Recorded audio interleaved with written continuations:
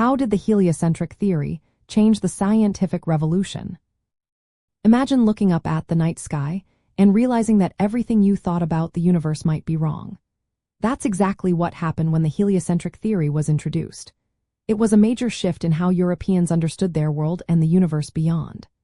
Before this idea, most believed in a universe where Earth sat at the very center, with everything else revolving around it. This view was based on ancient Greek ideas and reinforced by the teachings of the Catholic Church. In 1543, Nicholas Copernicus published his book proposing that the Sun, not Earth, was at the center of the universe.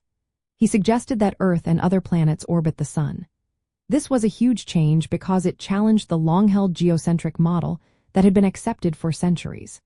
Copernicus' model still used circular orbits and some complex calculations, but it introduced the idea that Earth rotates and revolves around the Sun.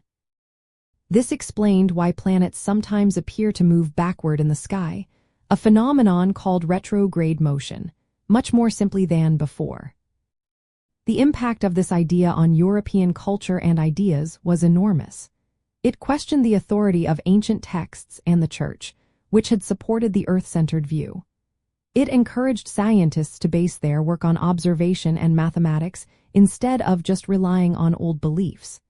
Johannes Kepler later improved the model by showing planets move in elliptical paths, not perfect circles. Galileo Galilei used his telescope to observe moons orbiting Jupiter, proving that not everything revolves around Earth. These discoveries showed that the universe was more complex and dynamic than previously thought. The heliocentric theory also pushed science toward using experiments and measurements. Isaac Newton later built on these ideas to develop laws of motion and gravity, uniting the heavens and the Earth under one set of physical laws. This shift helped move European thought away from purely religious explanations and toward natural philosophy, which is the study of nature through observation and reason.